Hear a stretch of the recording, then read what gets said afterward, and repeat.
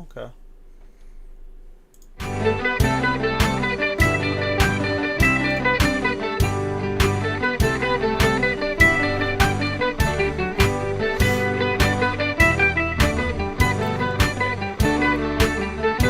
Oh wow, I guess we're sharing YouTube now. Very cool. Make sure this is all set up and then I'll start chit-chatting or whatever. Okay. So, my name's Rochi. I usually stream music, but I don't know. I figured this would be a good chance to like show some of my music and you know, just play some Yu-Gi-Oh! I played God, probably from 2011 to 2016 competitively. So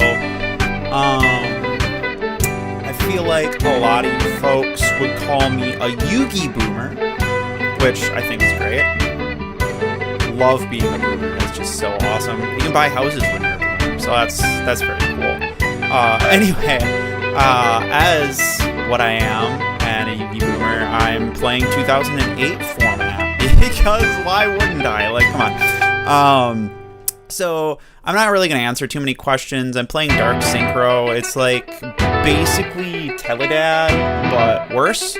I would play Teledad if I wanted to burn like a bunch of UR and SR wildcards to build this, but I think I crafted like one E-Tele and then like some of the extra deck stuff, and that's good enough for me. It's been going pretty decent, so let's get into some games.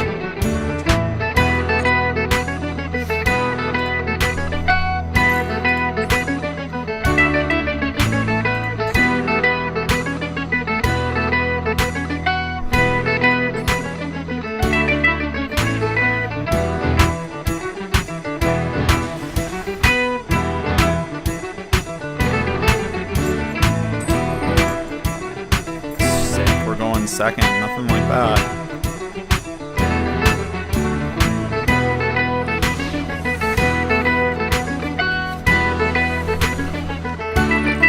Got some sandwiches, which is wonderful. Nothing like eating on stream.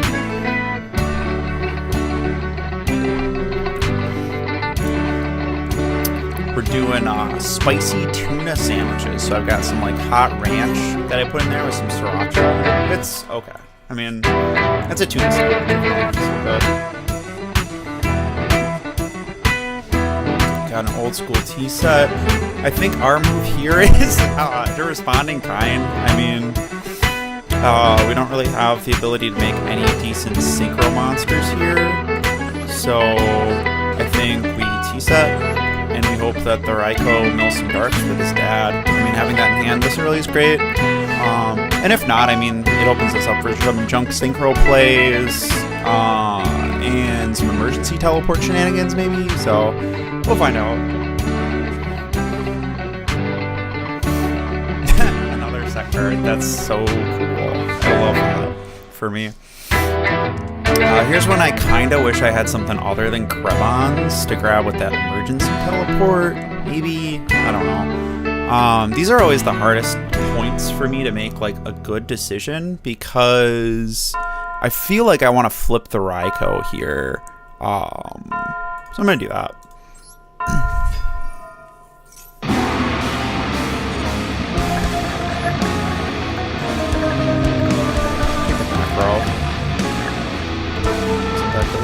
We did get a dark. That's neat. Oh yeah, okay, cool.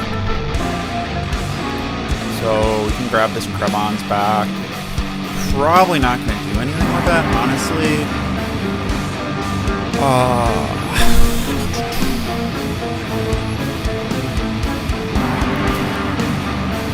Magical Android. I think here we actually want to go Junk Warrior. Usually I've been actually making Magical Android just because it's like big and it does something. But our Junk Warrior here is going to be 3,500, which is pretty maddening.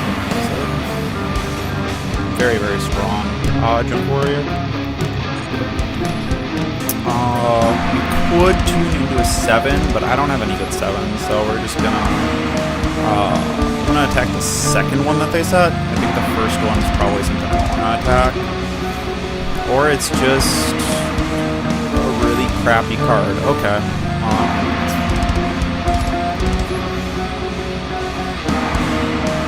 Turn down my music volume just a little bit.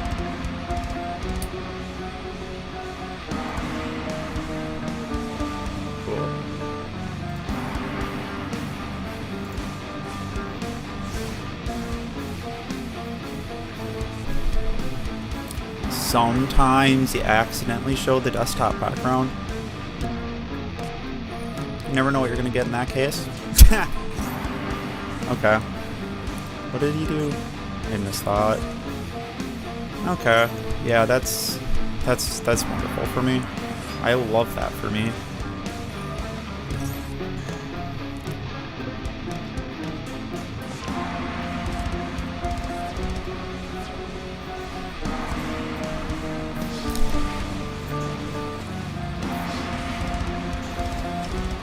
Big ouchie.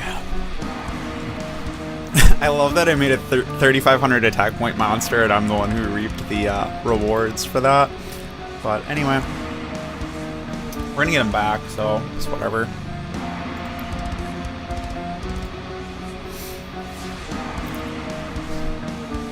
I'm guessing that that's probably something similar.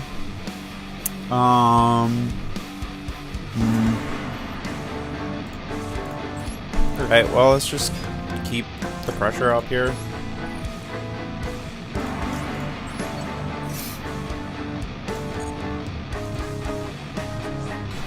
I think here's where we make Magical Android. He's probably gonna steal my Junk Warrior again, I think. So making Catastrophe doesn't really seem all that useful here. I'd rather save it for later when I actually need it.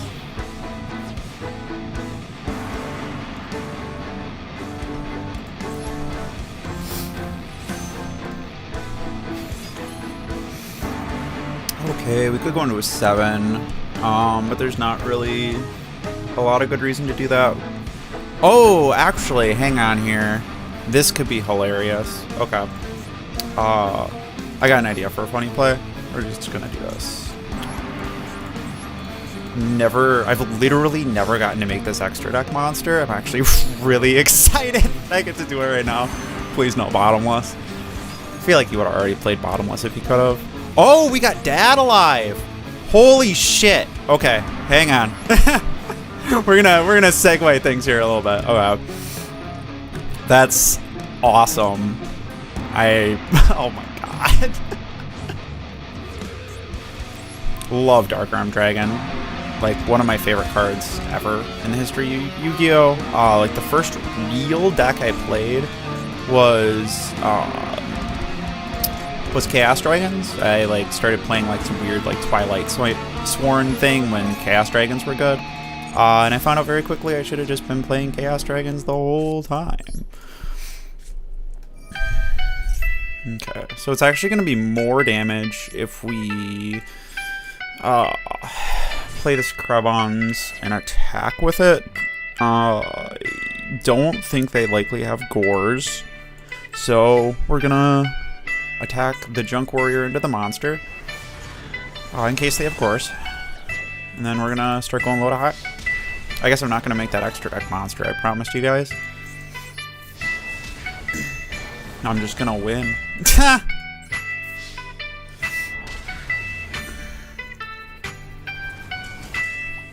Alright, I'm cold. I gotta grab a sweatshirt real fast.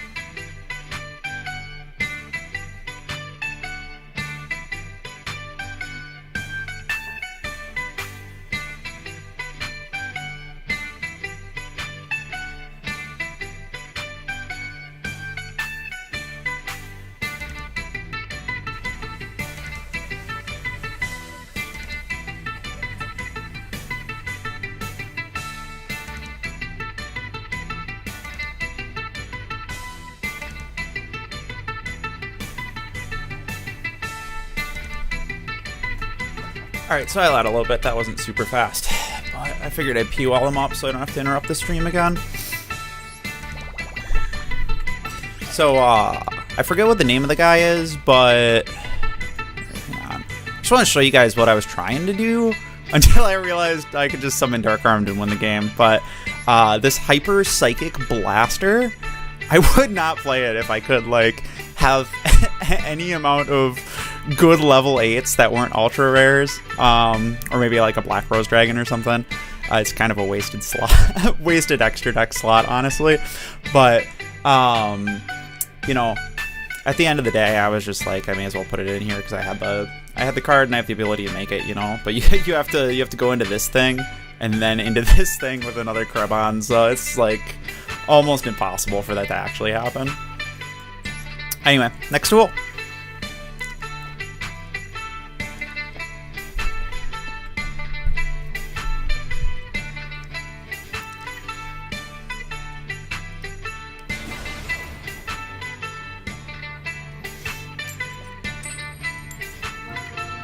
Oh boy, we're going second again. Well, we won the last game going second, so I guess it's maybe okay.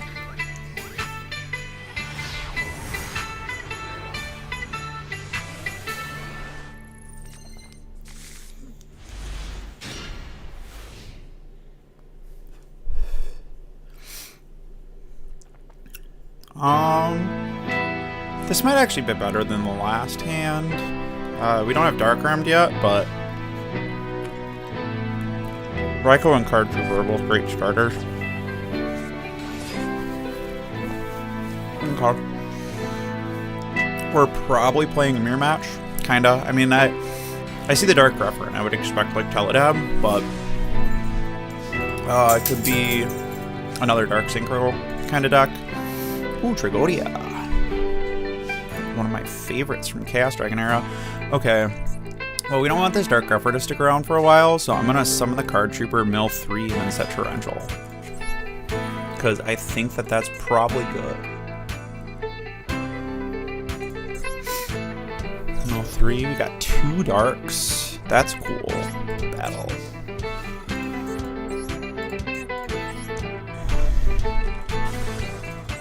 Main 2.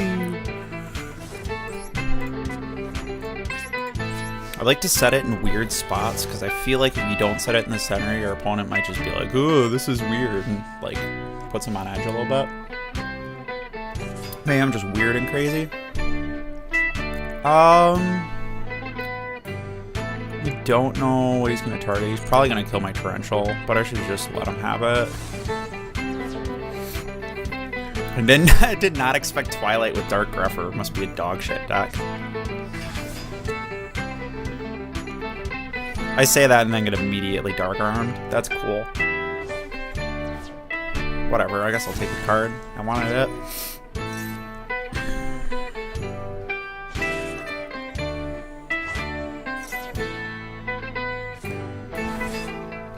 What the hell? Okay. This is like some Lightsworn Destiny Hero Twilight thing. I don't know. Without Chaos Sorcerer or Blockbuster Soldier, I don't like... It's good. Like, you see the field that he made, obviously. Or the field that they made, obviously, is pretty good. But, what did he hit me with the Raikou? I don't want to summon the Trigo idea yet. He probably thinks I have cores now.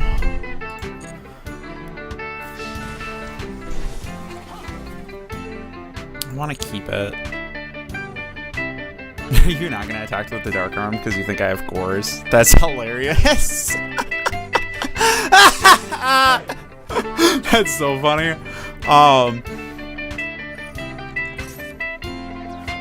But yeah, I mean, like, so builds like this look really good at face value, but at the end of the day, like, there's a lot of just like really big dead draws that this person can run into. You know, they're probably running 2 Dark Arm Dragon, 2 Judgment Dragon, maybe a Gores from Trago Ideas, the Malicious, then you've got like D-Draw, Solar Recharge. You can't play Charge of the Light Brigade in this format, but, you know, I've played builds like this before when you have the option to like actually play good cards for it, and they're not good because like they win games really hard. Like when they get going, they really go.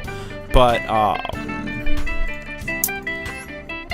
problematically enough, they brick constantly. So, you know, I guess we got them on their good hand game, but we're still gonna... So the line here is to do Spell Striker into Chaos, and we're gonna get rid of that Dark Arm Dragon. Doesn't really matter the position of the Spell Striker.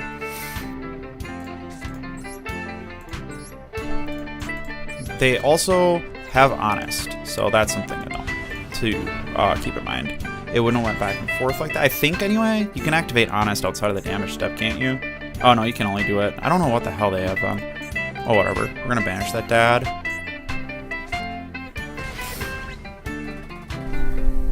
I don't know why it keeps going back to them like that. That's really weird to me. We're close to getting our own Dark Armed off, but honestly, I want to see what we can, like, I don't know. Avarice feels okay here. Get that +1, get some cards. See if we can set some more back row. I don't know. My plan is to attack into the Malicious, because they've shown that they play Honest, and there's a second one they could have, so... I don't really feel comfortable attacking into one of the Lightsworn monsters. We'll let them do that if they have the Honest. Keep the ball in their court.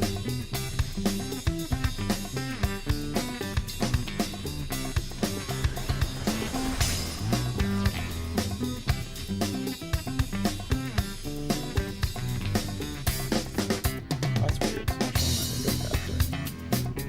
Okay.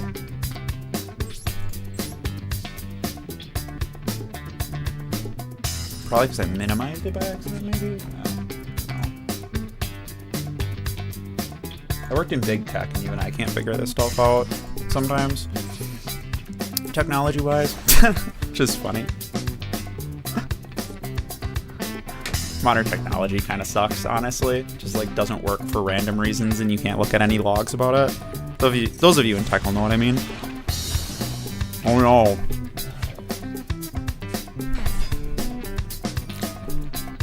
So, it probably doesn't matter in this matchup, but the beautiful part about playing Heavy Storm, or about not playing Heavy Storm, even though I would if I had one, is that I'm never going to play it, so they're probably never going to set more than 2 cards. Now, against Lightsworn, doesn't really matter, but against other decks, it's kind of fun. I've had a couple builds like that against like Glads and stuff, and they're afraid to set more than 2 because they don't know I'm not playing heavy. And they'll never see it because, you know, it's not there. Can't see what don't exist, you know? Let's see. I think... Well, we know that they can't have Honest now because they don't have any cards. I think let's just go straight up to battle. We'll attack the Lumina because that spells danger for us if it stays on the field. Of course, I forgot they had Necro Gardener. Ugh. It's mildly annoying. At least they don't have any Lightsworn tuners. I think we do one of these. And if they go for the Raikou, we'll kill something. And if they don't go for the Raikou, then we'll kill something and go for a huge synchro play next turn with the Krebons. Well, huge.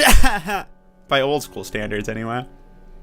You know, we used to play synchro monsters that were level 6, and they had 2,600 attack points, and they were considered good. You remember this guy? Anybody else remember this guy? Yeah, you can activate Lumina. You might just deck out, man.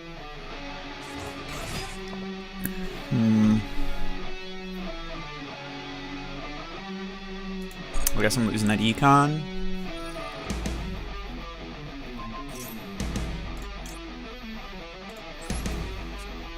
I don't know what your game is here. I think we'll just put one of these guys in defense position just for shins and grins.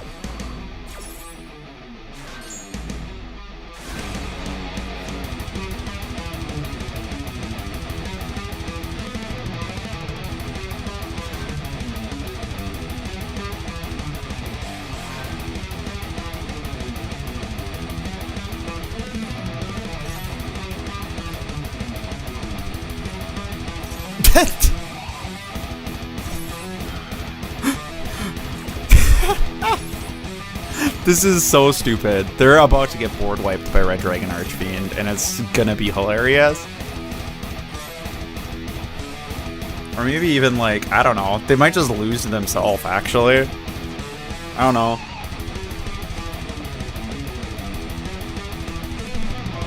It's almost funnier to let them lose to themselves, but I think I'm gonna go for... Why does it keep...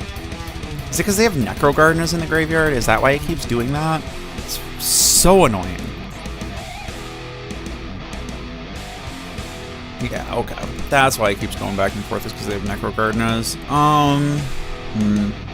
So originally I was going to make Red Dragon Archfiend and just laugh at them, but I think at the end of the day, I don't know if I want to do anything at all. Honestly, like, what's in their deck yet? Probably. So there's a Malicious in the yard, and there's a Malicious banished. So they've got a Malicious. They've got like a Dark Arm Dragon. 1, 2, 3, 4, 5, 6. Yeah, okay, so they're not gonna Dark Arm Dragon me. Genuinely, I think we just do nothing here, honestly. Like, if they can't solve this problem they've created for themselves, they just lose. So I feel like we should just let them do that.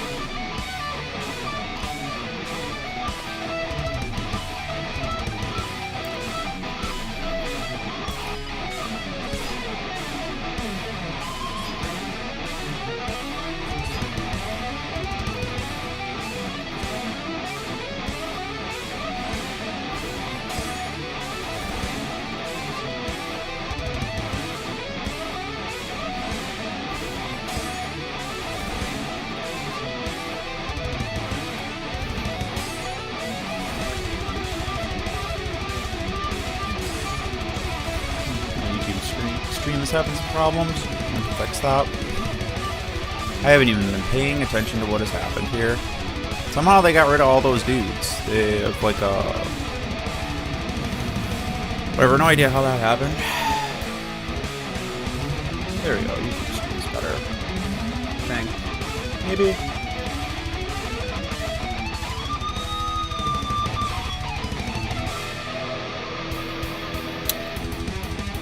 It still says I'm live on YouTube. The Twitch stream's great. I don't know, I was having some issues with YouTube later. Maybe they're just... Give me a Meshworm? No, it's an 8. Stardust? Yeah. That's fine, we got the Raikou puppy. Bro is gonna eat Stardust alive. Didn't attack for some reason.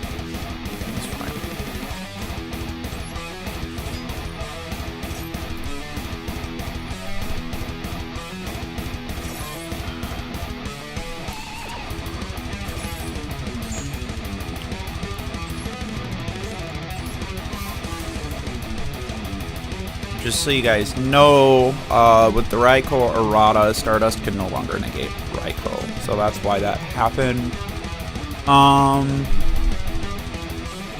Unfortunately, I just have to do this.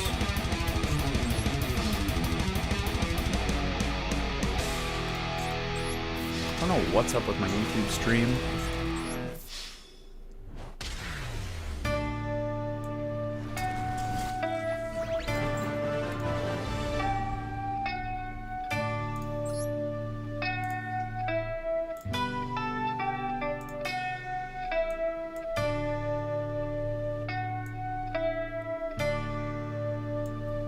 Wacky.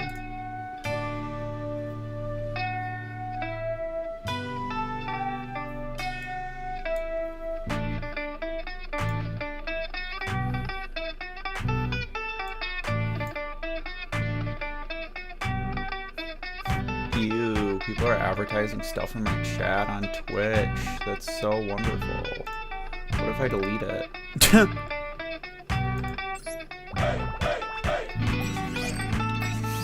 Okay, I'm trying to get this YouTube stream to come back here. I don't know if it's actually... I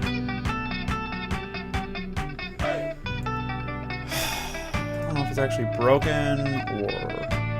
Oh, well...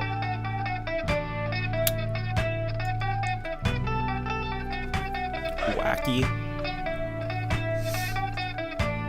Alright, well, YouTube is just like that, I guess. It seems like my config is right. It's like lower than their recommended bitrate, it says, even though Twitch is fine, so... I don't know, man. YouTube, you're just gonna be on the struggle bus, I guess. Like I said, there were some issues I was having with YouTube earlier, so it might just be broken, maybe? This is what I'm telling you, like, man, I was a senior systems administrator for, like, literally over a decade, and, like, all this, like, part of the reason I didn't want to do that job anymore is because, like, all this new modern cloud AI crap just stops working randomly, and nobody has an explanation, even the people who are behind the hood, you know. It's just... sad, unprofessional, and depressing, but that's just the world we live in these days. Sad, unprofessional, and depressing. Okay, seriously though, why is it just my preview feed? Well, I don't know. If you're on YouTube and you can like still watch the stream, like let me know, I guess. I don't know, I'm gonna... Is it just like my preview is just screwed up maybe? I'm gonna check. Watch my own stream here real fast.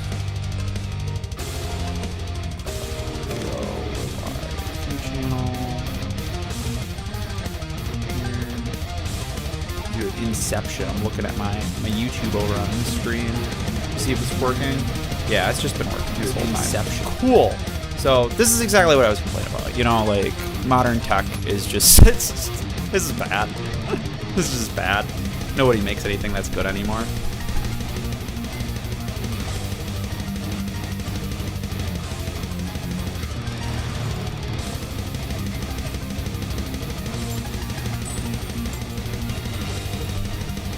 Oh, sick, we get to go first. So if you're here checking out the music, it's all music I make, so I don't have to like use classical music on my streams. I can just like use my own music, which I think is kind of cool. And I'd be lying if I said that I wasn't trying to take an opportunity to plug it. So if you hear something you like, go listen to it. Anyway, this hand kind of... Oh, actually, hang on. That E-Telly saved this hand. Okay.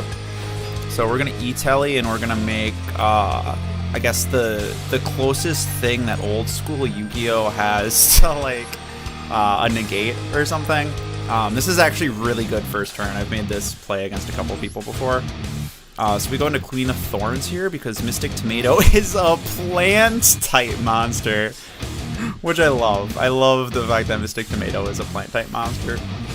So we're gonna be we got Queen of Thorns over here, just holding down the fort. So every time they do something, or every time they try to summon a guy, they are going to take 1,000. Not huge, but like, I don't know. You guys who are familiar with like Red Eye's Flare Metal, it's like kind of that, but not as good.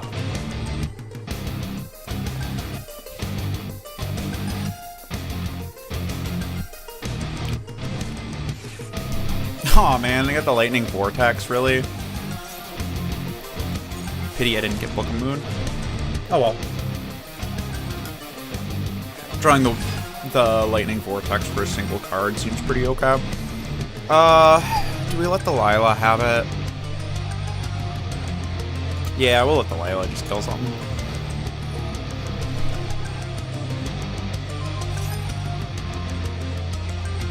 Yeah, whatever. MST is probably useless in this matchup. I've seen some Lightsworn players main decking Royal Decree, but I'm only playing 3 traps anyway, so I don't care. Oh boy, so they're gonna summon that Queen of Thorns. Great. We're probably losing this game. Almost certainly gonna lose this game. No! My Queen of Thorns is used against me! Not cool. Not cool at all, but here we are. Maybe we have the Krevons attack the rival here.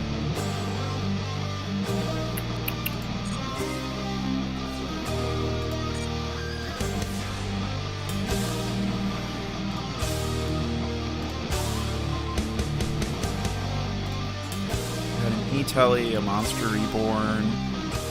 I mean, the nice part here is we can make a bigger guy. Like, that's an option. We can just make something that's bigger, I guess. I don't like it, and we're gonna have to eat a bunch of summons to do it. Oh, man.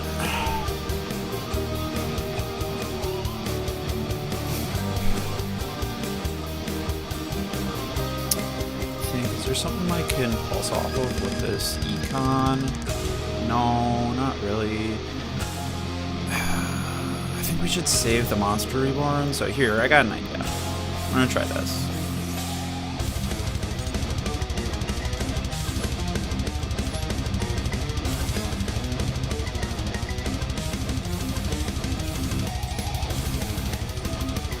Go ahead and take back my Queen of Thorns.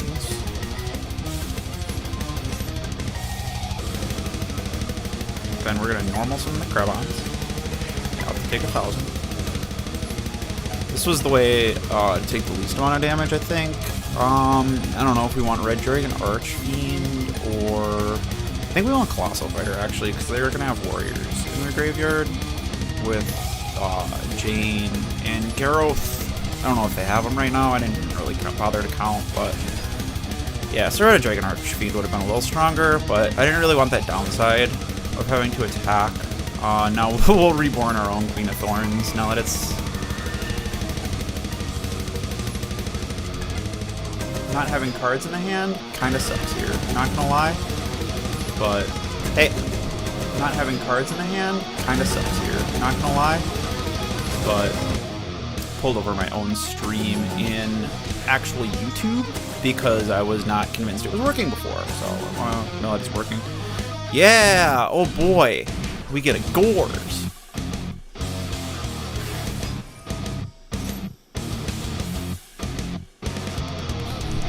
That 2,900 token's rough.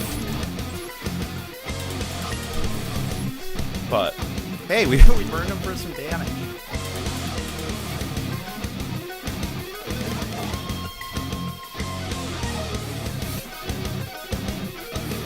But yeah, I mean, unless they send a warrior to the graveyard, we're pretty screwed here. We'll find out, though. I've seen people make a lot of weird misplays.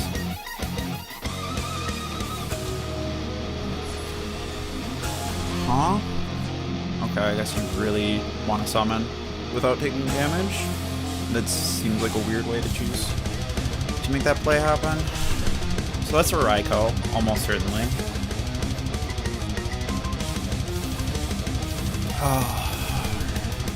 How can Rhoda get here? DD Warrior Lady.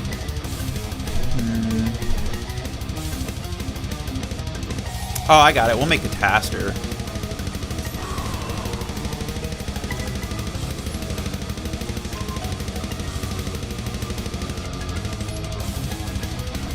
I have a Raikou, right?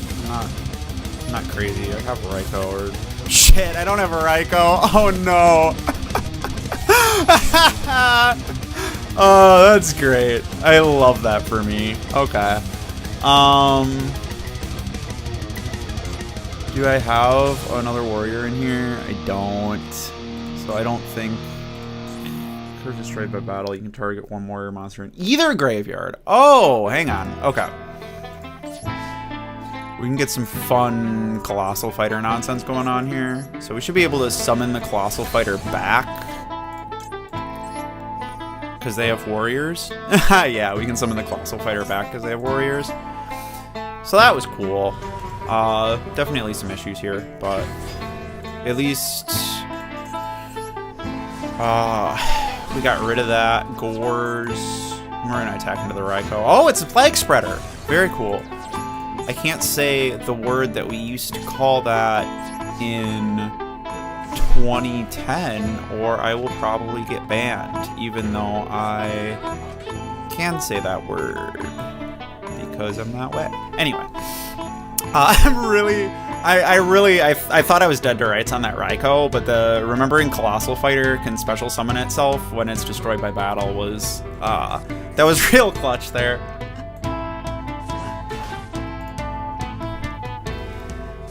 I didn't think we had any business winning this game, but actually we're in a pretty solid spot, surprisingly enough.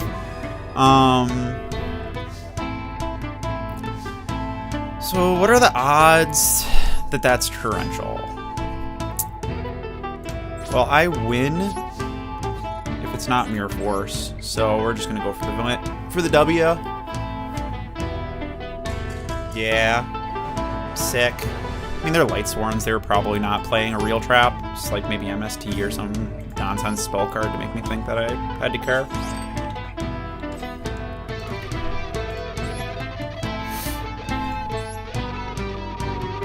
This has definitely, by far, been my favorite format to play on Master Duel. I've been playing, like, some ranked matches and stuff like that, and, admittedly for ranked, I've been playing Dragon Rulers, which is, like, rogue, but it's fun. I don't know, it was a deck that existed when I played the game, so I at least, like, kind of know how it works. I've only played Cool Tune once with it, and I did win. That player had no idea what they were doing, but I did win. It just goes to show that, like, you know, if you have, like, an okay deck that you know how to play, that's, like, way better than playing a good deck that you have no idea how to play. I learned that in wind-up format. When I was playing, I tried to play wind-ups after I'd been playing Chaos Dragons for a while, and Chaos Dragons is a much easier deck to run, not to mention I already knew how to do it, and, like, dude, I went X2 and I only played 2 games with, or X3 and I only played 3 games with wind-ups, my first regional with it, and I was just like, oh, well, you actually need to know how to play this deck to play it, huh? So... Went with the set DD Warrior Lady. We don't know what this person's playing yet, which is unfortunate. I think I'm gonna summon Breaker and see if they've got a bottomless back there. And if they don't, I'm gonna get rid of it. Something. Yeah, okay, it was a bottomless. But I'd rather keep the DD Warrior Lady, so that's fine.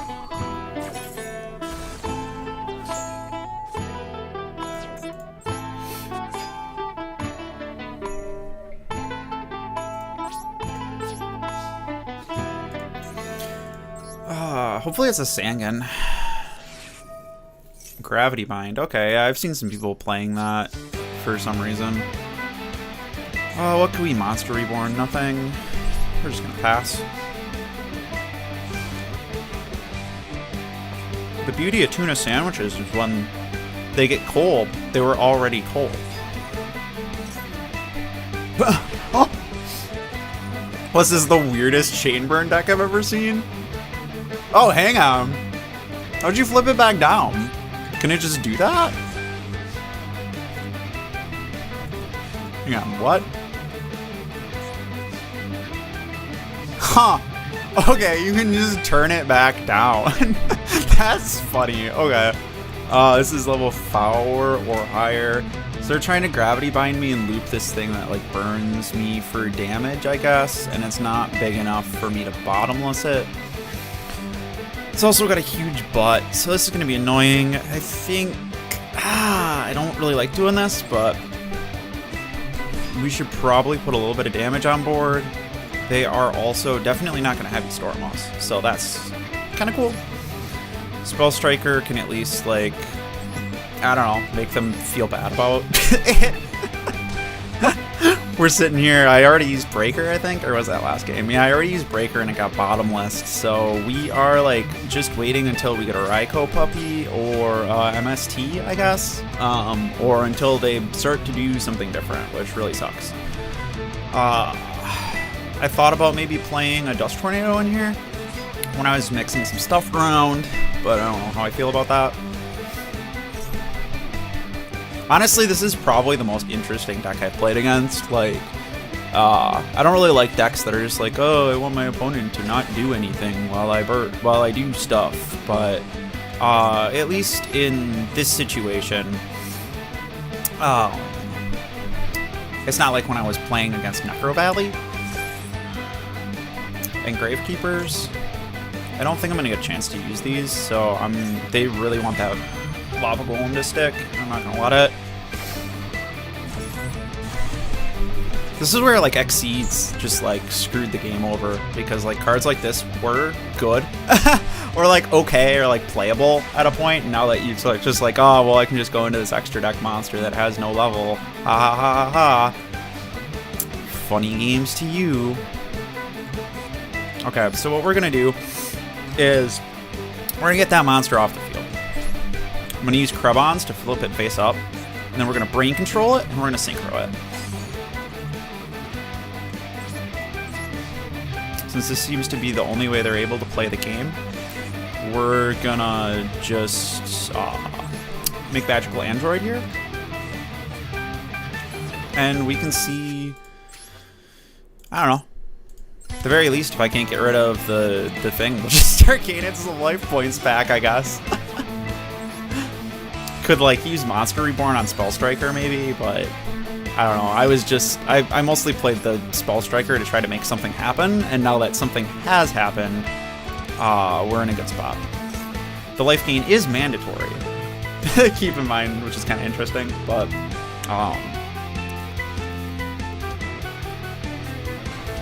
very few situations you wouldn't want to do that.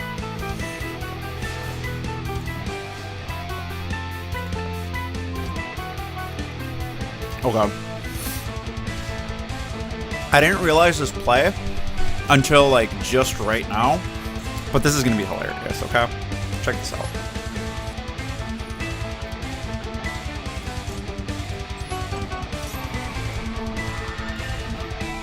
Two can play at that game. How the turntables!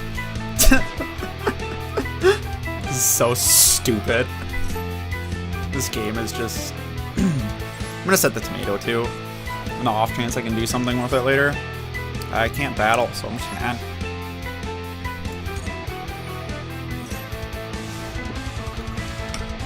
So yeah, they were trying to use this stealth bird to kill me, so I flipped it face up with the Krebons. I brain controlled it. I turned it into this magical android, and then I monster reborned it. So I think that that was a really funny way to take this game. Huh, okay. You have to flip summon it to get that effect, apparently. So, I mean, the ball's in our court. They just have to deal with this. I just, like, there's no reason for me to really do anything else right now.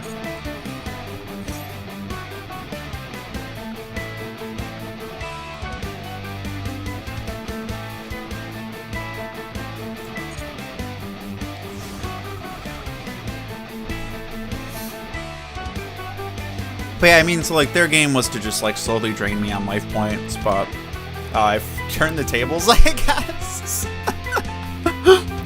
Taking this stealth bird from them was just silly, so that's just mine now. I guess they're gonna try to attack that Mystic to me. Oh, they just want this game to be over. I love it. Yeah, ma'am. Inflict 1,000 to me after you took 14.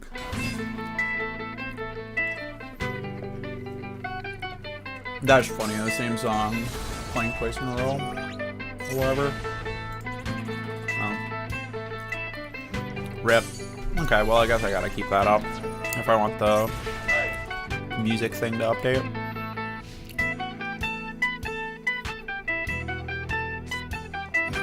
Tell you what, I'm gonna move some stuff around on the monitors here, because I still want to see chat. In case anybody gets feisty and wants to talk about stuff. Had a couple people going in and out on YouTube, which is not too bad. Awesome. So they killed their own gravity bind? What? What? Okay.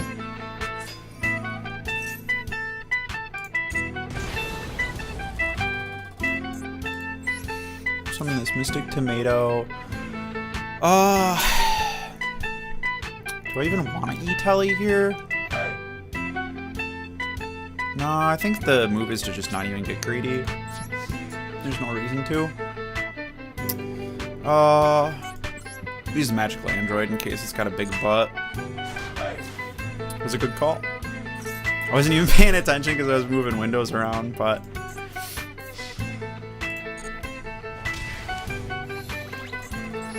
Cool.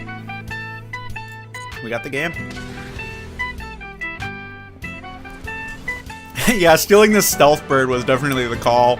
They were like, oh man, I was gonna slowly kill you with that stealth bird with gravity bind up, and I was like, whoa.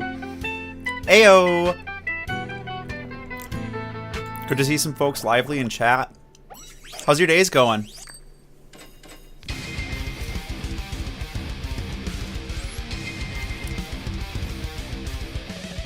I don't know about you guys, but like honestly, I think I've played more games of this particular duel trial. Hey, sweet.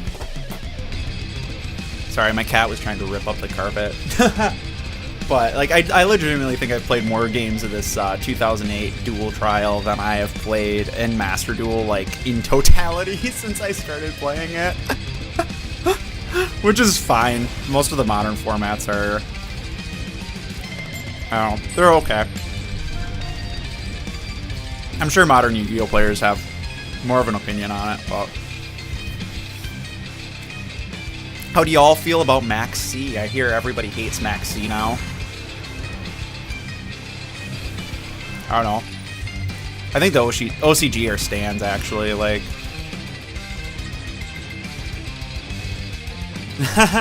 I probably don't have enough wild cards to make any of the funny decks you guys have sitting around, to be honest with you. I've got like a lot of N's and R's, but I haven't been playing the game for super long, so I don't have a good card library. Though if you've got some good decks for this 2008 format, I would love to see them. Yeah, I know a lot of people really hate Max C. I don't know, maybe it's just because I played Evil Swarm when Dragon Rulers were a thing, but it's just like... How do you even, like, go second? I don't know. Like, you gotta open 2 Ash Blossom just to make, or, like, what, an Ash Blossom and a Bell or whatever, just to, like, make anything happen. So, the Max C was always important back in the day because it drew you into your hand traps when you were going second, and it caused the first player to actually have to be like, oh, well, I'm not gonna make my full board. Whereas now, like, you just get Melcharmied, and then your opponent draws, like, 2 to 4 cards, and you're like, whatever. But, like... With Max C, like, you're drawing a lot more cards.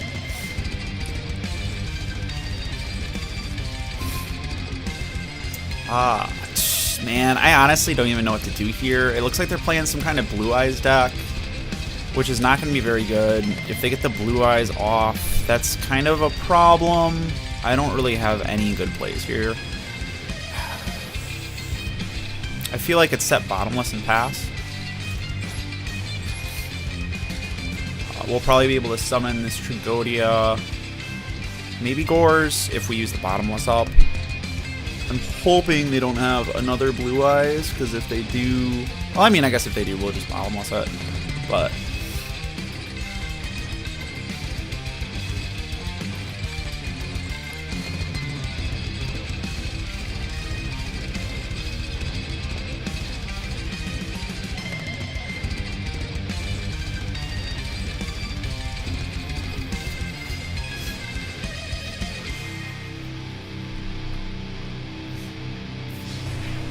Okay, so that's not so bad. We get some Traggers action here. It's gonna be 3k on my turn, which is fun. I was playing a game earlier today, and somebody summoned Trag on me, and I was like, wait a second, we can play Trag in this format? So I immediately slotted 3 into the deck. But...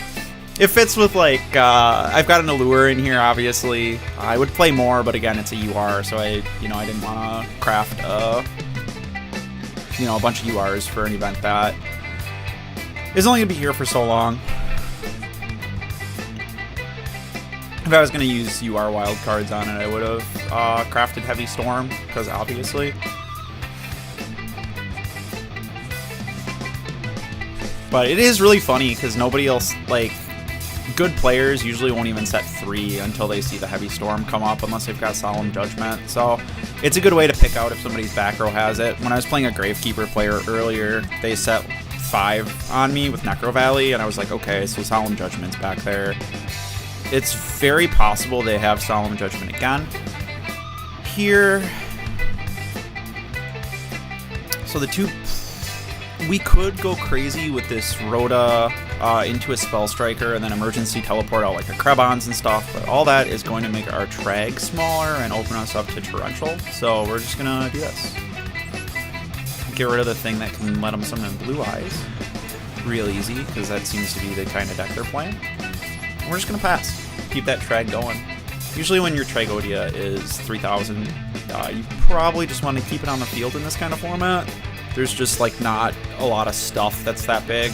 The biggest boss monster you really have to worry about in a halfway decent deck is going to be Dark Arm Dragon. So with 3,000 we can still get over that. I mean, obviously if they play Dark Armed, we would bottomless it or, you know, just die to it. But I think the only thing that we really have to worry about with this guy is the Blue Eyes White Dragon. A Monster Reborn into that Blue Eyes could be very annoying, or like a Call of the Haunted or something, but the 3,000 Trag again kind of keeps them from doing that. Not to mention, again, Bottomless is a card, but I'm just talking out loud because it's taking them forever to make their turn. Oh boy! Wow. Did not expect that to be a Morphing Jar. And now we're going to summon the Blue Eyes from the graveyard. That's fine. We'll Bottomless Trap Hole it.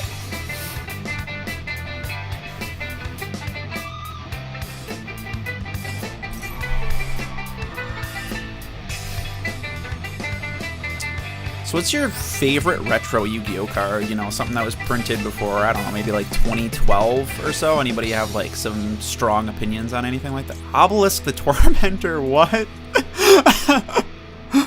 Neither player can target it. Bottomless doesn't target, if I remember right. Yeah, it doesn't target. So we can just Bottomless the Obelisk. That's fine. That's hilarious, though. I didn't even notice they had Obelisk. I guess this person's just playing a Kaiba like character deck. That Morphing Jar is gonna get hit in the face, and it's gonna feel real not happy about it, though. I'm really afraid to summon into Torrential.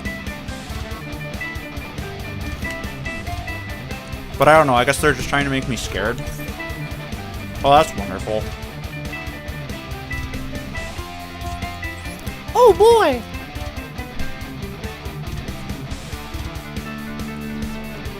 I love getting an attack position Morphing Jar for my Tragodia.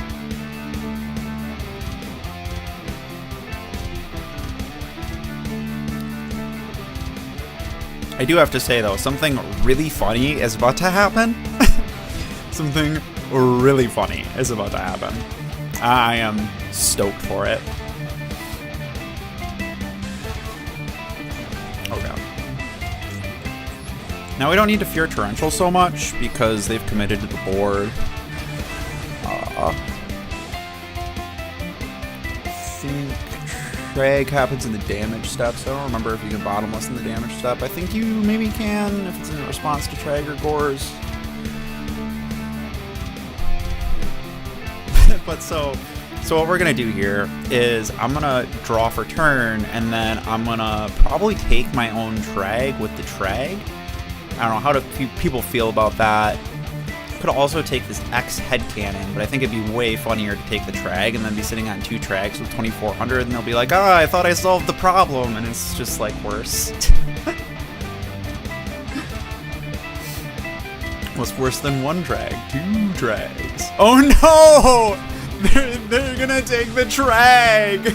No!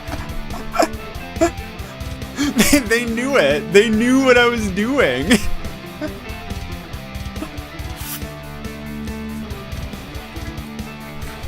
That is really funny that I was talking about doing that, and then that exact thing happened. But their Trags are only 600. I can run over it with Card Trooper.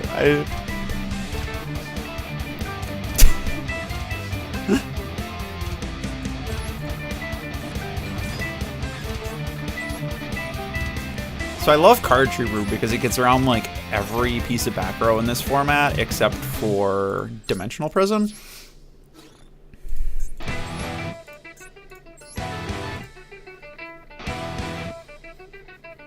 Yeah, I mean, like, if you got the deep res, that would make sense. Mirror Force for the Card Trooper? It seems like a really bad play to me, honestly.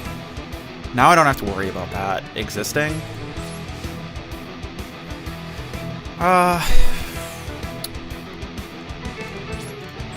We've got the third Trag in hand, so we're just gonna let him hit us, and we're gonna summon the Trag at 2400, and I don't know, that'll wall off and stop the battle phase.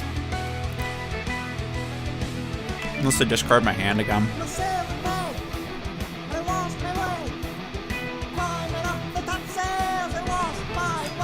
Oh, yo. Got somebody hanging out on Twitch now, too. That's cool. I like to see that there's a thriving Yu-Gi-Oh! Community who will watch a small streamer who also happens to be a musician. So now we got this 2400 Trag, and I think the play... My brain immediately was like, can I copy a level 4 to make an Exceed monster? And that's not something I can do in this format. Which is fine. So I think the move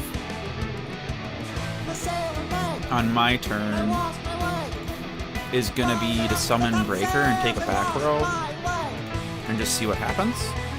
If they Torrential, I don't really care. We know that their Mirror Force is gone.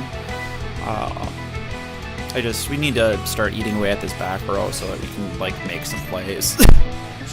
The Breaker might get bottomless, and if it does, it's fine. Who cares? Hey, it did its job! Now, instead of almost getting a bottomless or accidentally hitting a bottomless, I definitely hit a bottomless.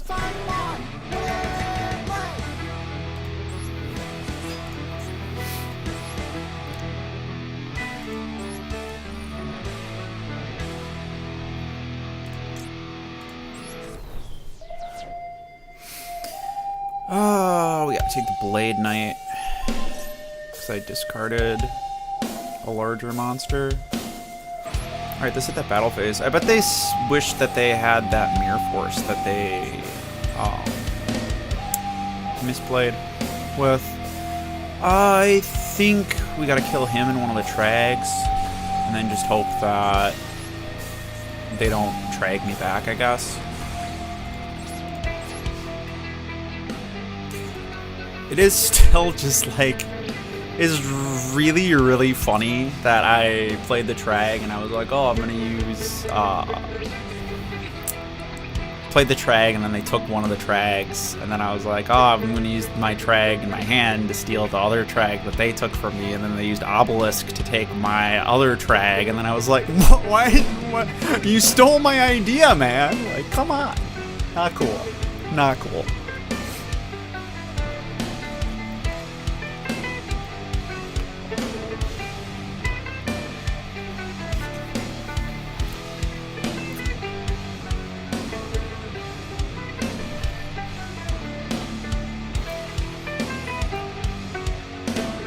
I'm guessing they're taking the Blade Knight back, but yeah. Cool. I was like, what are the odds that they're playing a third Obelisk the Tormentor? Could you imagine what that would be like?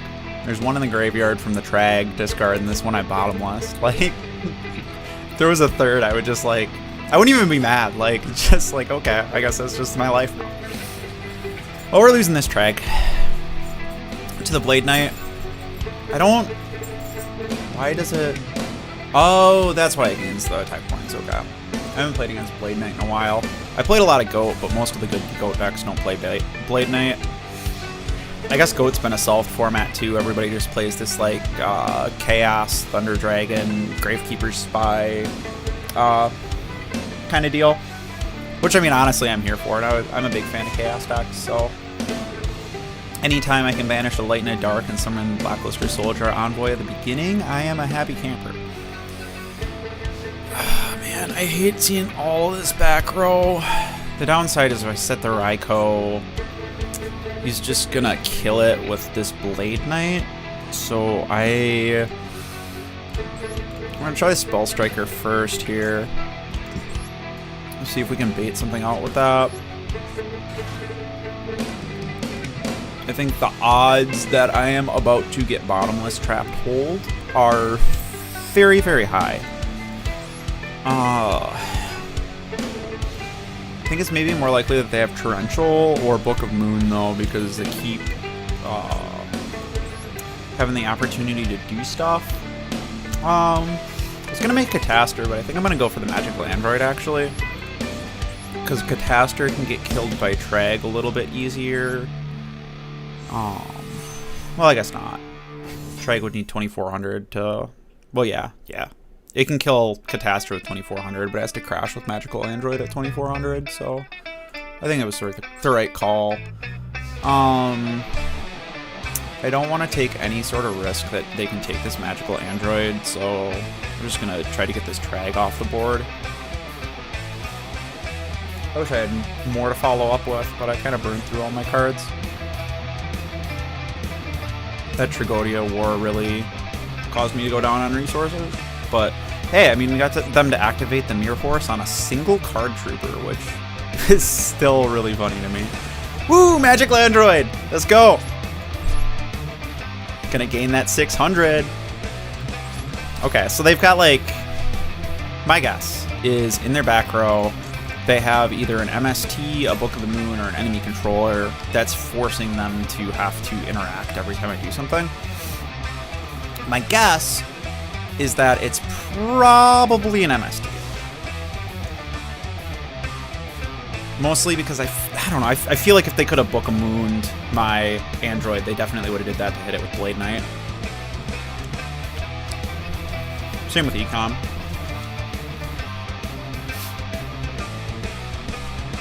No? I was wrong.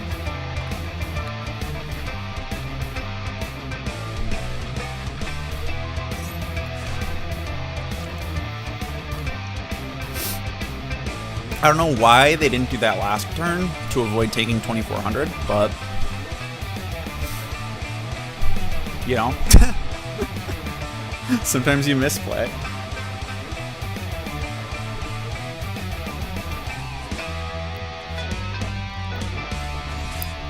Oh boy, Jinzo. That's so awesome. I'm actually... I don't really like seeing my Magical Android go away this easy, but... I do like that Blade Knight's gone, because we do have an easy out to this Jinzo. We also know that they can't activate any trap cards right now. So that's cool.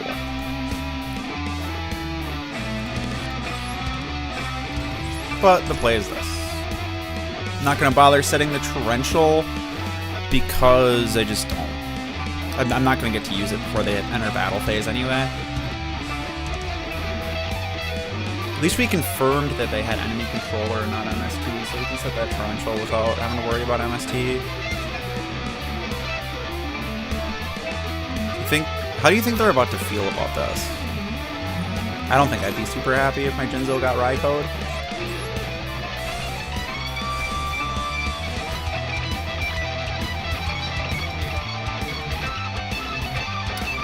But now... How many Bottomlesses have they used? Just the one? There's almost certainly another Bottomless in their deck. Alright, I tell you what. So I really don't want this DD Warrior Lady to get Bottomless, so... Ah, damn it. We can't summon the Cyber Dragon. I lied. We're gonna try to get DD Warrior Lady Bottomless. Oh, no Bottomless. Cool! They have something to stop the Warrior Lady? Looks like no. Or at least they don't want to use it.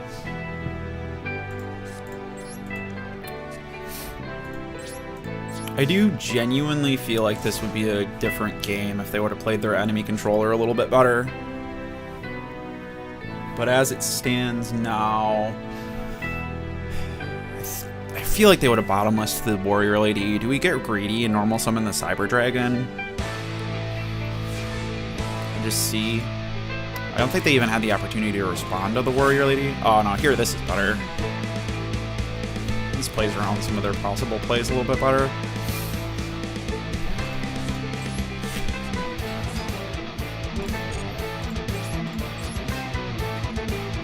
For those of you playing on the desktop client, you can right-click to cancel an effect activation instead of having to hit cancel, and it works way better for the toggle because it looks like you maybe don't have something you can do. You don't end up like this person where like every single thing they do is like, oh, well, maybe you might have a card that can interact with that. But it's a really good thing we didn't summon that Cyber Dragon too.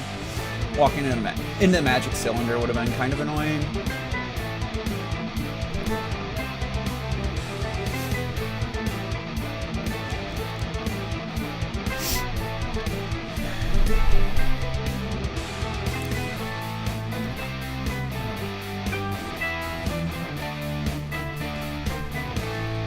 Love to see it. So the move here is going to be to... Oh man! What a top deck. Hang on. We're going to see if they have that Solemn Judgment or not, or if they're just bad and we're going to let me Heavy Storm them.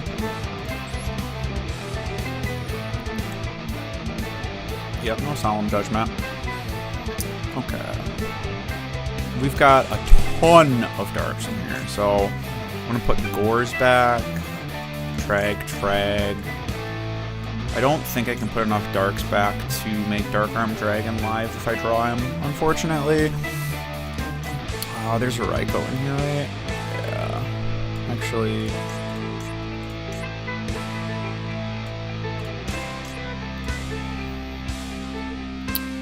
I want those Junk Synchron's back, because that would be an amazing top deck. I think we'll take a Trag, too.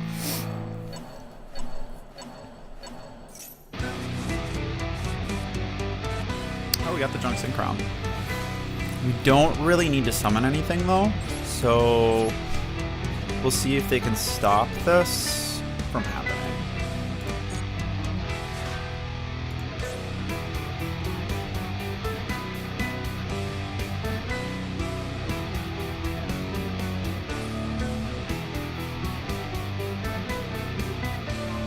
Oh, that's interesting. Okay. I forgot that card even existed. I like vaguely remember it from back in the day.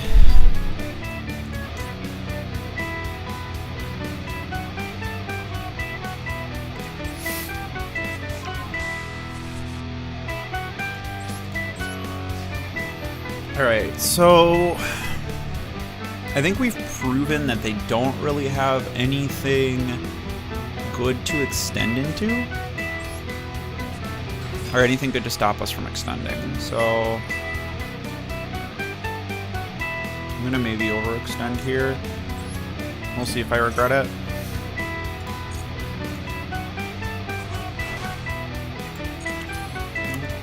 Okay. Nothing's gonna stop the overextension then, which is cool. We can either make 2 6s or a 6, a 5 and a 7. I think the 5 and the 7 is better. Oh, wait.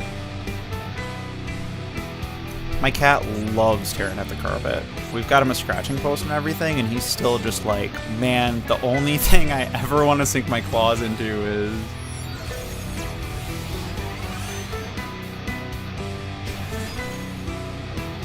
Very cool. I'll check that deck out afterward. I don't know if I've never done one of those before, so I don't know if I have to spend wild cards to play it. I would assume I probably do, but we'll see what it's like, what it's about. If nothing else, I'll show it on stream and talk about it a little bit. Oh, hang on.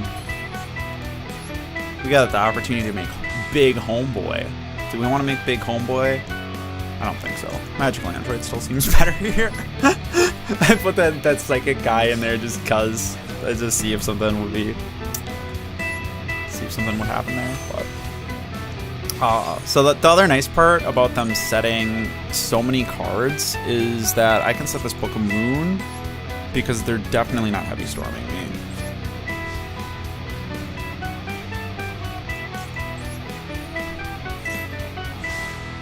don't know why I clicked that. I can just cancel it and it'll still happen because it's mandatory.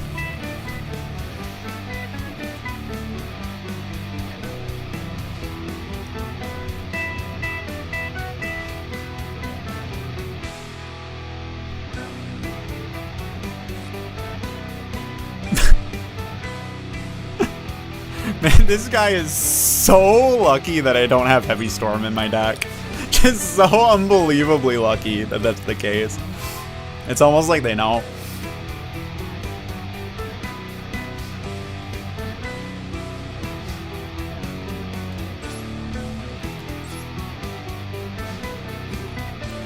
I wish, like... So, like, the one thing that I've noticed that's, like, really weird and annoying about Master Duel is that some of the good retro cards are, like, normals and rares, and then there's just, like, random really good retro cards that are, like, URs. And I don't really know why they made that decision exactly, but... Shadow Spell. Seto Kaiba over here. Being Seto Kaiba. I guess I should have extended. I didn't think that I was worried the new card could have been a torrential. I really don't want to extend it in my opponent's torrential right now. I'm just gonna end and gain my life points.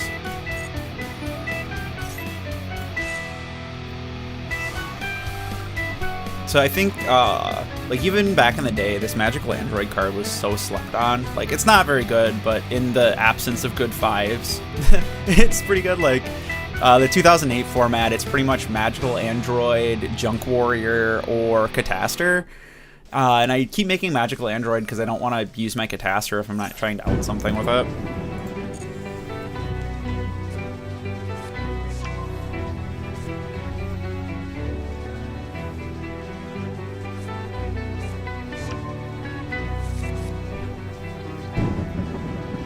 But yeah, Shadow Spell is an interesting card. It's like, hey, I want to play Fiendish Chain, but way worse.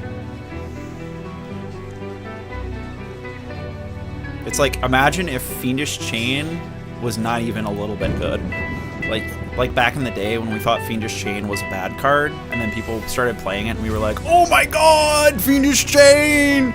Look at Fiendish Chain!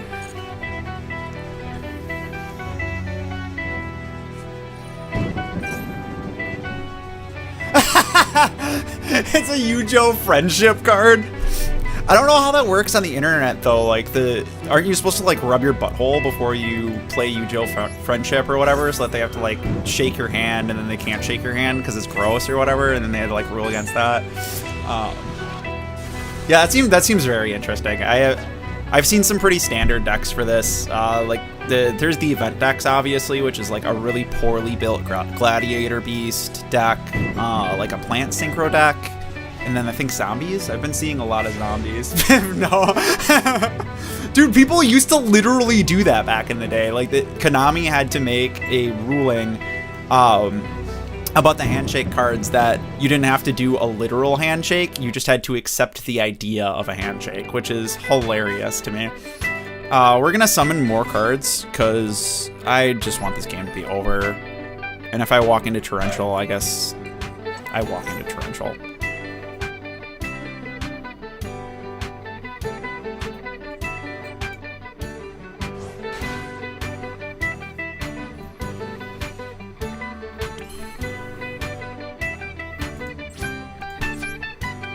We're gonna stop here because I can kill them, even if that is another one of those weird lamp cards or like something that does something weird. We just needed the extra attack position guy. All face up or change. Huh? Battle positions need to be changed. Oh, that was clever. Okay. Yeah, I guess that's a thing.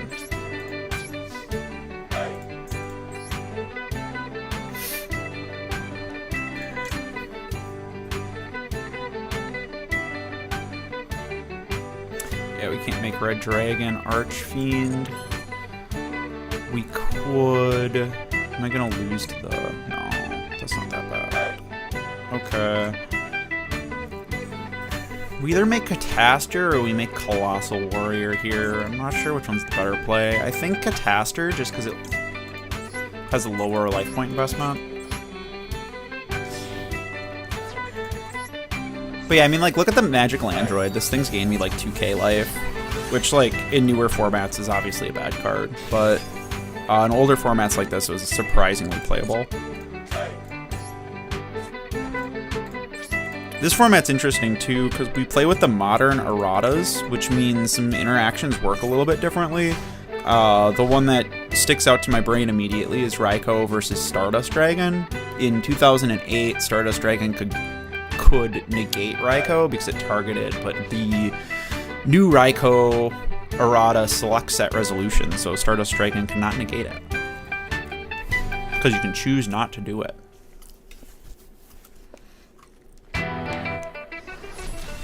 Darn, they read our cards.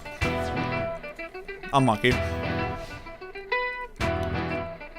I was genuinely hoping they would run into the Catastor and be like, oh no! What happened here?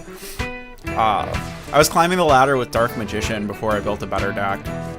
And there's that one, like, Timaeus card or whatever that can't be destroyed by card effects. Like, after it's, after it's summoned.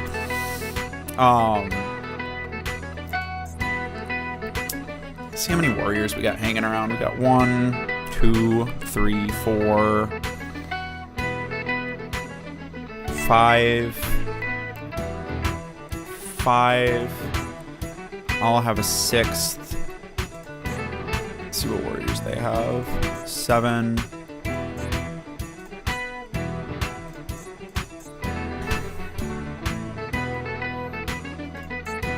Alright, so our Colossal Warrior can gain 700, which puts it up to 35, which means I win.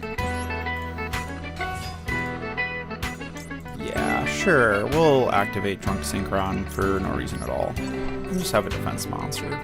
It's for funsies.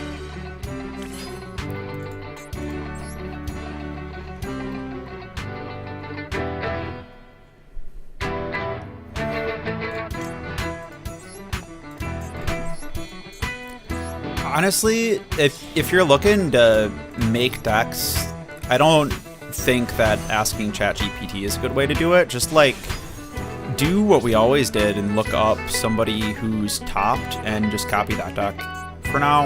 And then when you learn how to play it, start making some changes to it. That's what I did with this 2008 deck, because I was like, I played the Glads deck a little bit, and then I realized it was really, really poorly built.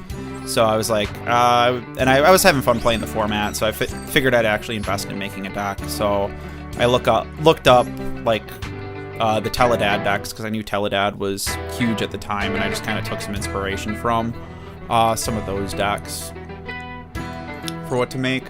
But yeah, you can see I don't have a lot of SR or UR ones. Let's check out this Handshake deck, though. That is a very cool public deck search, I think is how I do that.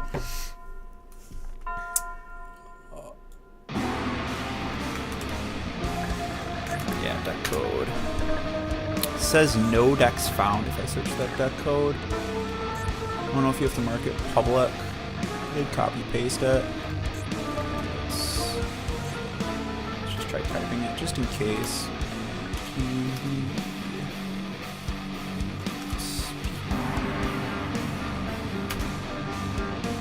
That's weird. Funny how the copy paste didn't work. This is interesting.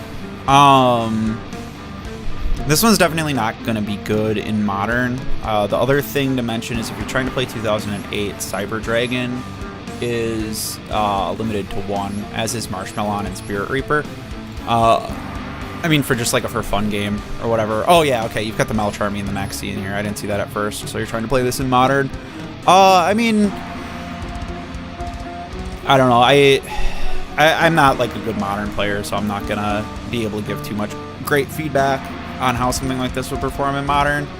I have been watching some Moist Critical videos where he's playing this like really wonky Banish deck, and it's not good, but it's funny, and he's done some really insane plays with it.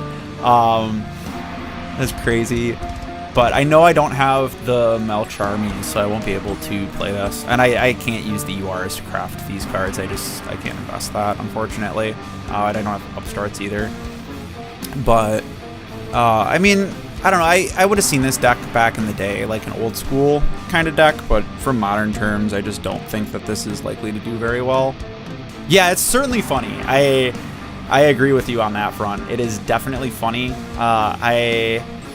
When I got back into Yu-Gi-Oh, we were playing in like high school, and this particular card strikes a chord to me because we were playing like some stupid like wave motion cannon stuff and nonsense, and there was like no ban list really going on because it was just people going. But well, so you aren't going to be able to play this deck in the event for a few reasons.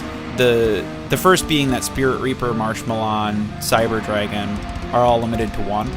I think you can actually play 2 Solemn Judgments in this format, but then the other thing is that, you know, you got Max C and the Mulch armies, which didn't exist at that time. I don't think Swift Scarecrow did either. But if you're looking for a really funny troll deck for the event, you can use Morphing Jar and do like an empty jar deck. Let me see if I can...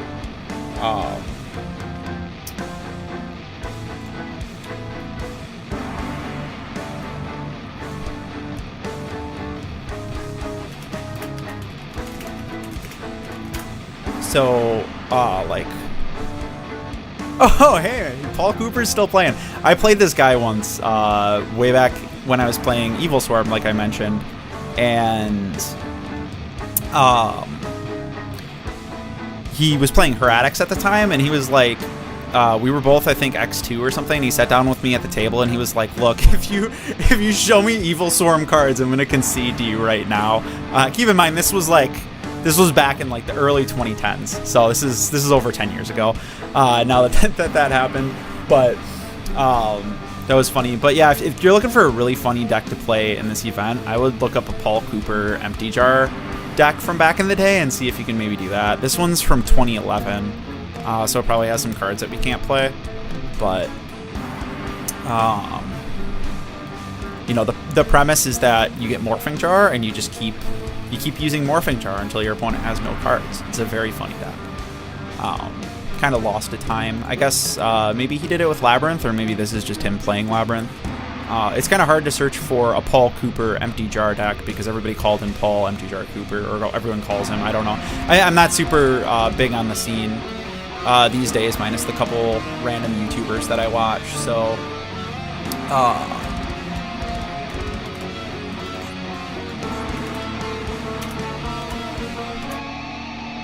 let's check this out. Yeah, this is pretty much what I was talking about, I think. Yeah, you're trying to mess around with some links and stuff too here. Again, not really playable in the event because it's 2008 ban list, but the deck, then each player excavates cards from the top of the deck. Yeah, this is funny. So until they excavate the same number of monsters they shuffled in.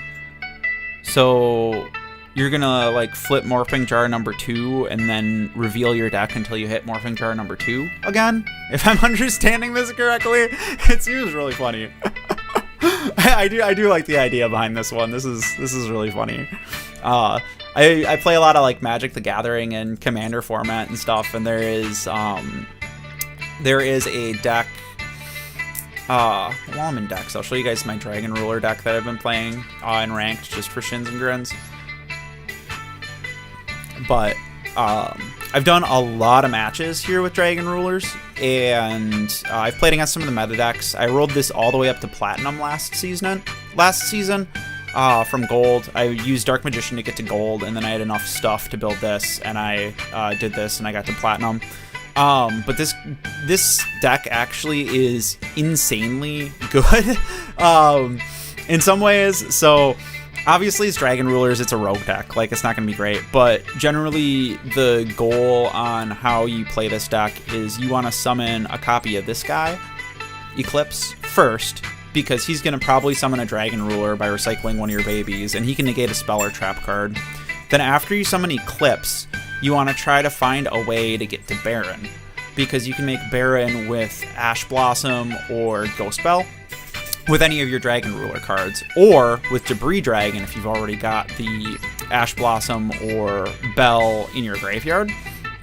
So usually you end up having to go through another Exceed to be able to get that far, or you even just have enough stuff to get that far. Usually my core play ends up being I make Eclipse, and then I summon more Dragon Rulers, and I make Chasma, and then I use Chasma to activate Redox from the deck, and I can use that to either reborn a Dragon Ruler and make a third Exceed, in which case I would usually go into Flare Metal just to make them take a bunch of damage for doing stuff, or if I'm going second, Big Eye to steal something that's really big.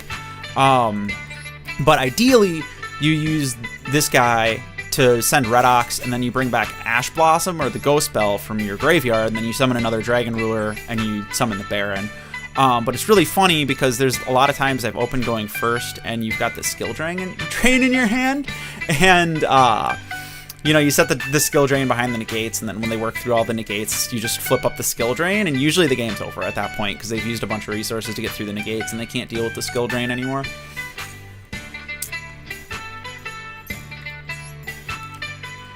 Okay.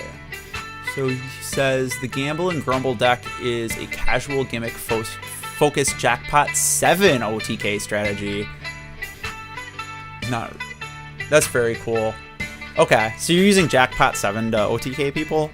That's pretty funny. I like those old school OTKs. Back in the day on Dueling Network, Dueling Book now, for those of you guys who aren't Yu-Gi-Oh! Boomers, I remember playing the Magical Library Exodia FTK decks, and they were never good. But when you opened Magical Library, man, when you opened the Magical Library, it was a lot of fun. I was watching some of the Wonky Quartet content, and I saw Gage made that deck for one of the it was one of the Master Chef ones on Joseph's channel, where he made the Magical Library deck. And then Farfa also made the Magic Library deck. You can't make this stuff up, man. It was really funny. So, but anyway, they both made the Royal Magical Library deck. I think it's the last episode of MasterChef on MBT Yu-Gi-Oh's channel that I'm talking about, if you want to watch it. But anyway, they were tasked to make an alternative win condition, and they were supposed to make different win conditions, and I was watching the video and I saw Gage and Farfa both going for the this is funny, the age-old play of we're gonna play the Magical Library Exodia, and Gage was doing it the old school way, but Farfa was no, I'm gonna give my opponent all the Exodia pieces. I'm gonna give them all the Exodia pieces. And I thought that was funny. That's really funny. It didn't work, but I haven't seen the Yu-Gi-Oh! Madness channel yet, but I haven't been watching a ton of Yu-Gi-Tuber content. I pretty much watched some of the Wonky Quartet videos, a Samurai X video here and there, and Jesse Cotton's channel. Oh, and Joshua Schmidt, too, a little bit of his stuff. But I don't really care too much about the competitive stuff, honestly. So,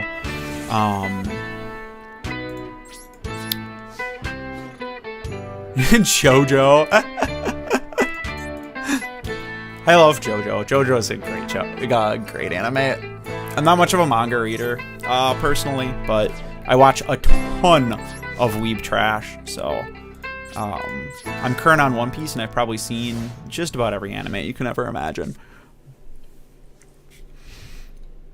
But yeah, while we're talking about JoJo, what's your favorite season of JoJo? I do find it funny, he creature swapped the Sangin for the Pyramid Turtle, thinking that the monster I gave them was going to be better, that they could attack over the Pyramid Turtle, and it wasn't. So I synchroed the Pyramid Turtle away, but this still isn't great. Honestly, for me, for JoJo, most people are season 3 and season 4, where the stands come in, are big, or are their favorites. But for me, my favorite season was season 2, actually. I think that Joseph Joestar is just such a... young Joseph Joestar Young Joseph Joestar is like just so unbelievably funny. He's just like, want to see my special move? Run away! Just like, there's just so much gold in season 2 for JoJo's. I think it's the best. We got live Dark Arm Dragon, guys. This is gonna get nutty.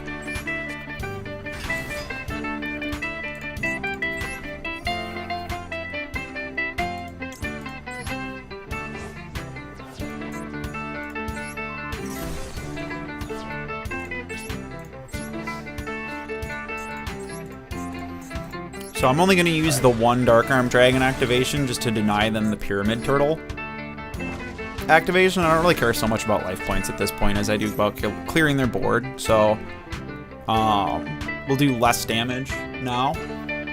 And yeah.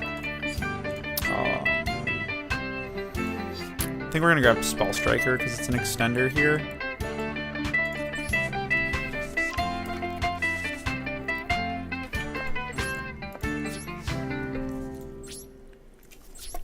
So I remember back in the day when I was playing competitively, I didn't even know Spell Striker existed until probably like 2013. No, that's not true. Probably like 2012. And I had a friend at Locals play it against me.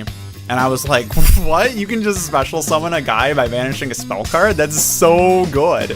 And yeah, I mean, like, obviously it's good, right? But, or good in the old formats. But it was just like, back in, you know, 2008, that's an extender you can't really get anywhere else. So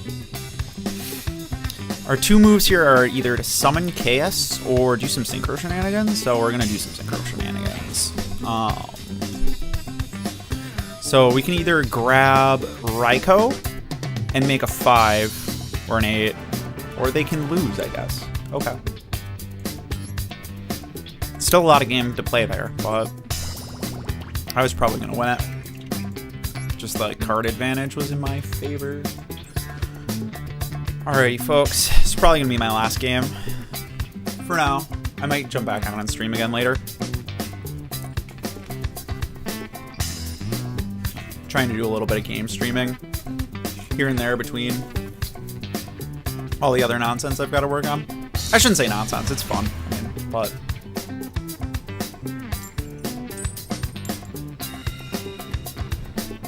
I'm gonna play this game and then I'll check out those JoJo reference decks because I am big into JoJo. Kind of curious to see what you got there. I really hope one is built around the gay Eldritch Lord. You know, the one with like the like super fruity pose. By the way, I'm super gay, so I can say that stuff. You guys maybe shouldn't say that.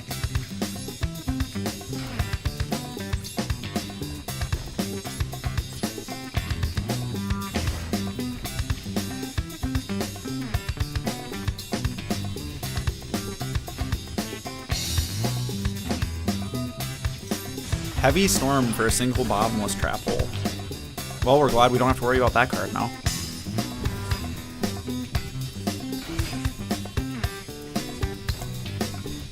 I'm old enough to remember when this card ruined Yu-Gi-Oh!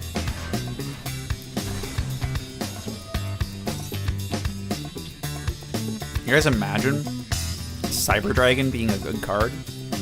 Is it good? I don't know. Maybe it got new support and it is actually good now.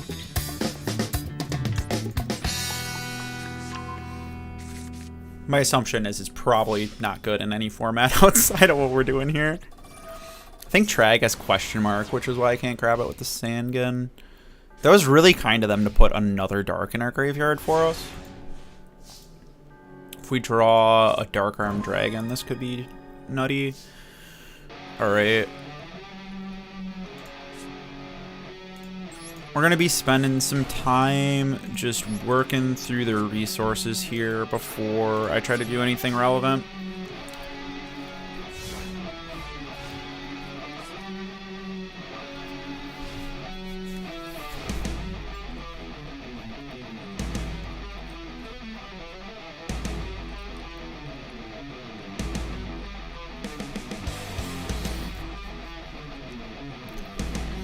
just a fun little reminder, I recorded and performed every single song that you guys can hear that's playing in the background, which is cool.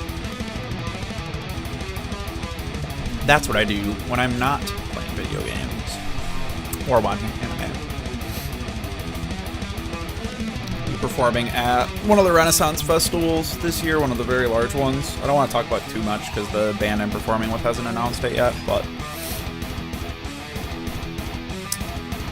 kind of. So like a lot of, I do folk metal for my own stuff, and then I do like folk songs too on top of that. So everything at the Renaissance Festival ends up being like unplugged folk song kind of stuff. But the band I'll be performing with is actually like a rock metal band that just does like unplugged versions for the folk festivals. But it's been a lot because on top of all the other stuff I've been doing, I've had to memorize. I've been like learning and memorizing like 20 songs. So just gotta be ready for August when that comes around. Not getting to use my Raikou here is really hurting me. I do have the upside of knowing that it's a Raikou down there. I think the move is to get the Spell Striker online. Because we gotta get around this Cyber Dragon somehow.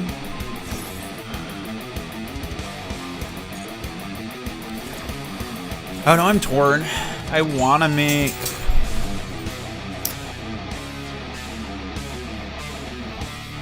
So the problem I've got here is that they stole my Raikou, which is right over here.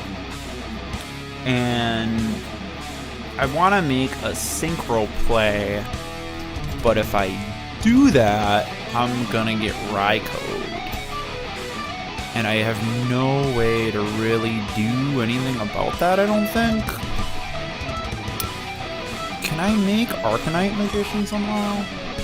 I could with Breaker and Junk Synchron, but I would need to let the Breaker survive a turn for that to happen. Let's try it and see. Maybe we can make it happen. It's probably gonna get bottomless. I guess if it gets bottomless, then good reasons why I didn't do the synchro play.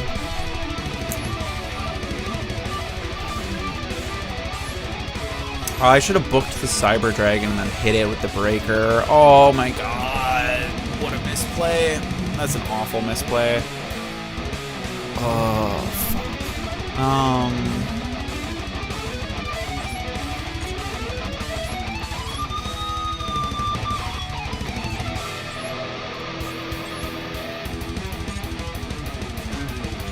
Man, I was so concentrated on using the Book of Moon to save my Breaker that I didn't think about the fact that I could have just killed the Cyber Dragon with it.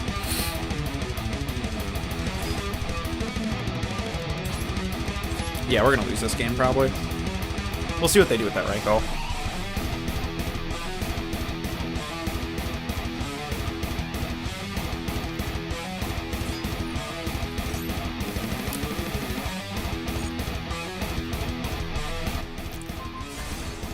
Thanks for the feedback on the audio levels, by the way.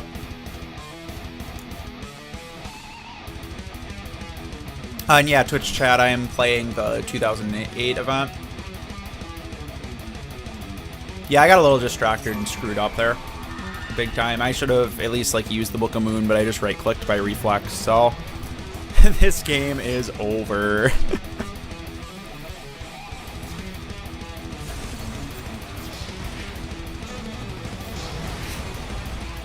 My cat's in the other room on the table trying to type on the keyboard. Silly little guy. Must be like a bug or something flitting around in there.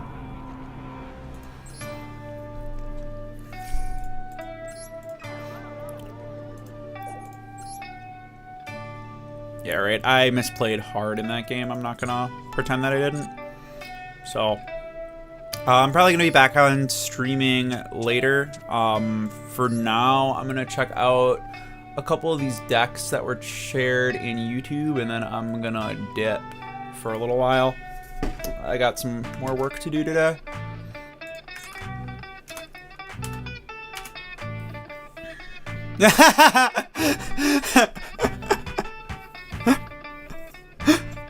I love when you mention these decks, how I was like, man, I hope one of them has the gay Eldlik art. But and the first one I clicked on is the Dio deck that has the Eldlik guy in it. This is a funny one. I like this. This is cool. I'm not gonna read all these effects because I genuinely don't know what most of these cards do. Other than like I vaguely know what some of the Eldlik cards do. But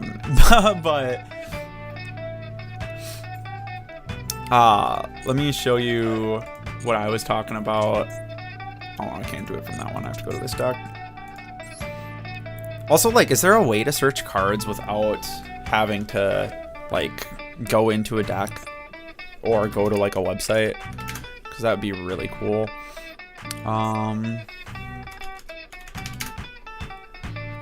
Dude. I'm getting 2-0'd by the card searcher. So this is the one I was talking about. This art would be really funny to use in the Dio deck. It's just like, he looks like his harem of guys are like really having a lot of weird problems and he's like stressed out trying to deal with that. But let's take a look at these other two.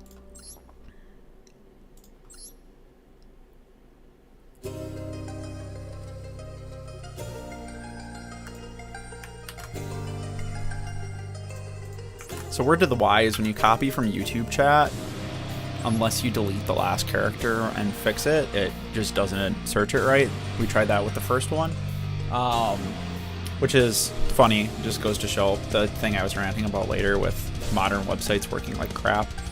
Okay, so this is the Jonathan Joestar deck. I'm not sure if I know enough about Yu-Gi-Oh! To know why this is a Jonathan Joestar deck. Jonathan is, no, hang on. Which one's Jonathan?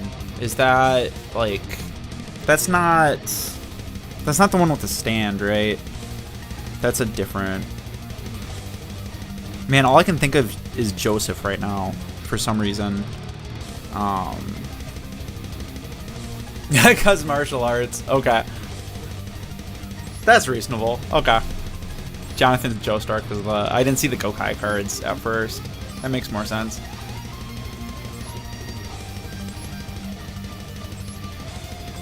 Two called by the grave. I love that. I don't know what format you would play this in, but I found out that this card is really, really good. But also, like, you can Ash Blossom Max C, which is kind of a cool little interaction. All right, let's check out the last one. But yeah, I'll show you the thing I was talking about a little bit earlier, in case you missed it. But so if I just paste this in, it's not going to find the deck. Or it will. Okay, well, that didn't work last time I did that. It must have copied a space at the end or something. So this one is Jotaro. Oh yeah, okay, so Jotaro is the one with the stand, or the first one with the stand. Yeah, I don't know, there was just a weird interaction with the copy-paste the first time, so I was trying to replicate it, because I'm just, I don't know, it's what I used to do, so whenever I hit a problem, I'm like, why did that problem happen? Yeah, it seems like, okay, you're gonna use Rhoda and summon some warrior guys. I do like the world is a great touch in here. That really is, like, so we're gonna try to summon Arcana Force the world, I think. Is that, like, other than, like, maybe making some extra deck plays, I think that's the goal of this deck. Ironically, that Spell Striker card I've been playing in the 2008 deck wouldn't be too terrible in here because it's not a once per turn and it's an inherent summon. Shoot, they call that something different now, right? Where it's like, it's not an effect that summons it. So because of that, it gets around like 99% of the modern negation cards. So you can just summon Spell Striker and it's probably not going to get negated, even if they have something that can negate something. It has to specifically say that it negates the summon. So like Solemn Warning can negate the Spell Striker for example, but a lot of the like Link monsters that have negate stapled to them cannot. Like Baron cannot negate Spell Striker, so it's helpful to know some stuff like that. Junk Forward's like okay. I don't know. I personally would swap these Junk Forwards for Spell Strikers. I feel like that's still like close to on theme, and that would maybe be a little faster. Or a little bit more reliable, anyway, because it doesn't rely on you not controlling monsters. You just have to have a spell in the grave, and it's a great Rhoda target because Rhoda turns the card on, so you can do that right away. DD Warrior is an interesting choice too. After damage calculation, if we battle a card, banish that card. Also banish this card. I don't know. You could maybe, I don't know why DD Warrior is in here. You could maybe switch it out for like DD Warrior Lady or something. That might be maybe more effective. I don't know. I don't want to like talk too much about like what I think would be better because I know that this is supposed to be a theme deck, so I don't really want to like suggest something that maybe breaks from the theme. But the world is funny. I really like this. I remember back in the day, some people would play this card every so often just because like a 3100 beater is good, and there was I think there was a way that you could game it to tails every time or something like that, but.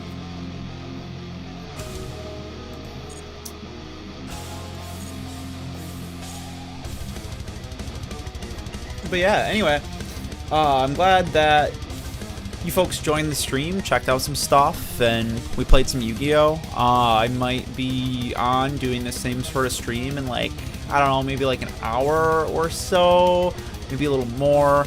I gotta practice some more songs and do a couple other things, but I'll probably be back, maybe. We'll see. But anyway, thanks for joining stream, and have a good one, folks.